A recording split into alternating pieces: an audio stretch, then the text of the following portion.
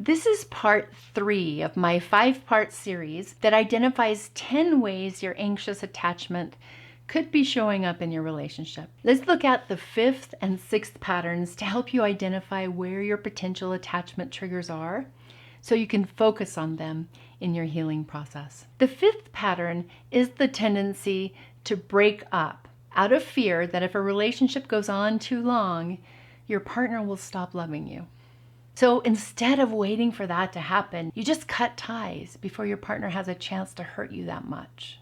This can lead to problems because when your partner finally convinces you that they really are in this for the long haul and don't intend to fall out of love with you, resentment can build up from too many breakups or near breakups. There ends up being this piling up of traumatic breakups that become the problem in the relationship, all based in a fear of something that might happen in the future, but hasn't happened yet.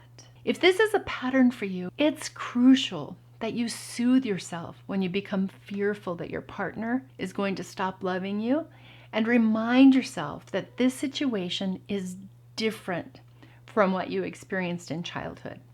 It may be helpful for you to make a list on paper or in your mind of the ways that you felt abandoned growing up, and notice how your trauma brain convinces you that the situation with your partner now is the same as what you suffered before. This is where you would use the trauma erase method to create targeted messages that reflect what's really going on in the present, so your trauma brain doesn't superimpose your old experiences onto your current reality. Remember, every time your trauma brain convinces you to be scared that your partner's going to leave, that's a lie. The lie that you're only worthy of being hurt, it starts to feel like the truth because your fear makes the lie seem real. When you're ready to work on healing that, click the link in the description to join me inside Trauma Free Nation. The next sign that your relationship is more anxiously than securely attached has to do with the way that you or your partner expect to have your needs met in relationship. There's a tendency to believe that when you're sad or upset, it's your partner's job to fix it. Or you might feel so upset when your partner spends time with friends because in your mind, if they spend time away from you, that means they don't love you. In short, you or your partner look to the relationship to meet all of your needs. This puts a lot of pressure on the relationship and sets you up for failure because long term, no relationship can meet all of your needs. In fact, it's really important to be responsible for taking care of your own emotions and allowing your partner to do the same thing. Loving, supportive, securely attached relationships have boundaries between partners.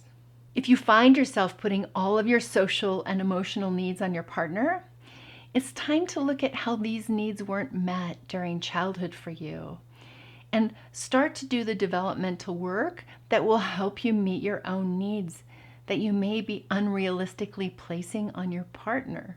For example, I'm highly sensitive as a result of my childhood experiences. I tend to cry more easily than I would like to at times. A healthy interpersonal boundary in my relationship stays in place when my partner and I both recognize that it's not my partner's responsibility to make me feel better when I cry. It's my job to manage my emotions and my tears. That's not to say that I don't accept his comfort when that's appropriate, but it's absolutely inappropriate for me to always look to him to make me feel better when I've got tears instead of soothing myself. To place that expectation on him would be spillover from my childhood, as if I were trying to get him to soothe my hurt inner child, when that's my job.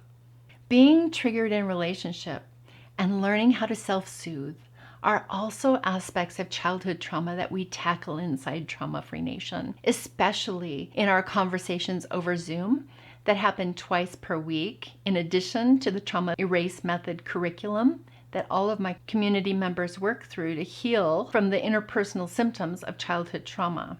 I promise you, it's possible to have a happy, securely attached relationship after childhood trauma.